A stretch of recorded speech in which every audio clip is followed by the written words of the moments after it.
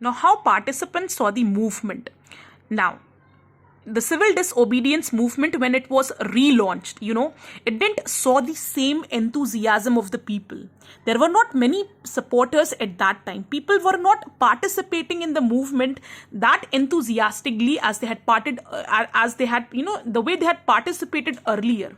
Now, what was the reason why the civil disobedience movement didn't saw the same shine which it had received when it was first launched? Reason was the way it was withdrawn, right? The civil disobedience movement was withdrawn all of a sudden.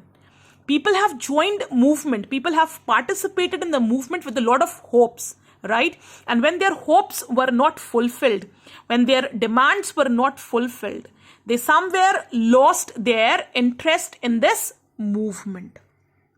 The very first one, if we begin with the rich landlords, rich landlords, rich zamindars who were there, right? They were the very enthusiastic supporters of the civil disobedience movement. And why they decided to be a part of this movement? The reason was they wanted the revenue taxes to be waived off, right?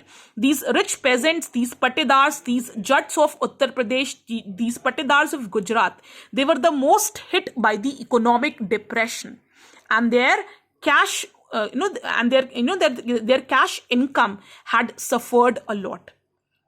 They wanted, and apart from that, the government has levied heavy taxes on them. Now, they wanted these taxes to be waived off in a hope that civil disobedience movement would help them, right? They became a very enthusiastic participant of the civil disobedience movement. But the way it was withdrawn, without their demands being met, these rich peasants, they didn't actively participated in the movement when it was relaunched. Why? Because it was withdrawn. It was abruptly withdrawn and their demands were not met. So they were dissatisfied, and that is why when it was relaunched, they didn't become a part of this movement. Now, coming to the poor peasantry, when the economic depression was there, each and every section was very hard hit. Right? Each and every section was suffering, and so were the poor peasants. Poor peasants, right, who had to pay rents to the rich landlords, to the rich zamindars. They wanted that they do not have to pay rent to them. Why? Because they didn't had any money to pay to them. But Gandhiji, he didn't wanted that rich peasants should, he didn't wanted to, lose the support of rich peasants and zamindars. That is why he ignored the poor peasants. Now, when he ignored the poor peasants and the relationship between Mahatma Gandhi soured, right? Poor peasants did not support the civil disobedience movement. Now, when coming to businessmen also, right? Now they had developed a lot during the 1930s. Your businesses have flourished a lot in India, and these Indian businessmen, they wanted that foreign imports should be banned in India. Why? Because these foreign imports somewhere will eat up the market.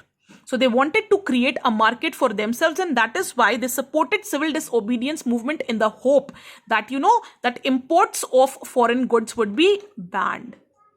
And to organize business interests, they have even formed certain organizations. Led by prominent industrialists Purushottam Das Thakur Das and G.D. Birla, the industrialists attacked colonial control over the Indian economy and supported the civil disobedience movement when it was first launched. They gave financial assistance and refused to buy or sell